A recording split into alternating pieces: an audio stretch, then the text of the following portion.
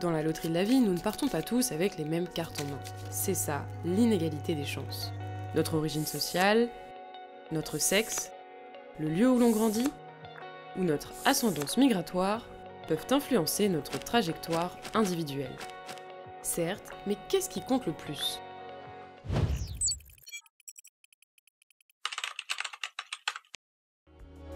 Pour analyser les facteurs d'inégalité des chances, France Stratégie a étudié les revenus d'activité de 100 000 personnes, en emploi ou non, de 31 à 46 ans, âge où la position sur le marché du travail est généralement stabilisée. Voyons sans plus attendre les cartes qui changent la donne. Ce qui a le plus d'effet, et de loin, c'est l'origine sociale, c'est-à-dire la profession des parents. Si on isole cette caractéristique, on voit que les personnes issues de milieux favorisés gagnent en moyenne 1 100 € de plus par mois que celles qui viennent de milieux modestes. Cet écart s'explique principalement par le parcours scolaire et notamment le diplôme obtenu.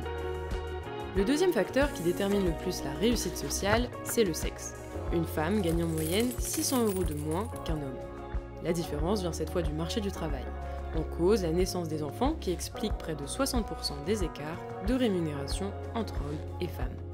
Au-delà de ces deux facteurs, il y a dans une moindre mesure le territoire où l'on grandit, avec 440 € de plus si l'on a grandi en Île-de-France par rapport à une région pauvre, ou 250 € d'écart entre zone urbaine et zone urbaine sensible. Et il y a enfin l'ascendance migratoire, avec par exemple 170 € d'écart entre une personne sans origine étrangère et une autre ayant au moins un parent immigré d'Afrique. Voilà pour les différents facteurs qui jouent sur la réussite sociale. Ce qu'il faut bien comprendre, c'est qu'on les a présentés jusqu'ici de manière isolée. Pourtant, dans la vraie vie, ils se cumulent. Une femme d'origine modeste, descendante d'immigrés d'Afrique, ayant grandi en zone urbaine sensible dans une région pauvre, gagne 1 100 € de moins que les autres en moyenne. Et 60% de cet écart s'explique par son origine sociale et son sexe. Face à cette réalité, faut-il être fataliste ? Non, parce que cette étude montre bien qu'il n'y a pas de déterminisme. Prenons un exemple. Comparons la distribution des revenus des femmes d'origine modeste et celle des hommes de milieux favorisés. Si leur revenu médian est certes inférieur, on voit que parmi les femmes de milieux modestes, 11% gagnent plus que 50% des hommes issus de milieux favorisés. Malgré des écarts au global ou en moyenne, les situations sont donc très hétérogènes.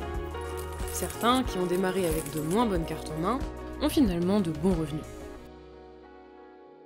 Ce qu'il faut bien retenir, c'est que les inégalités des chances à la naissance sont effectivement importantes, notamment du fait de l'origine sociale, mais pour autant, elles ne déterminent pas nos destins.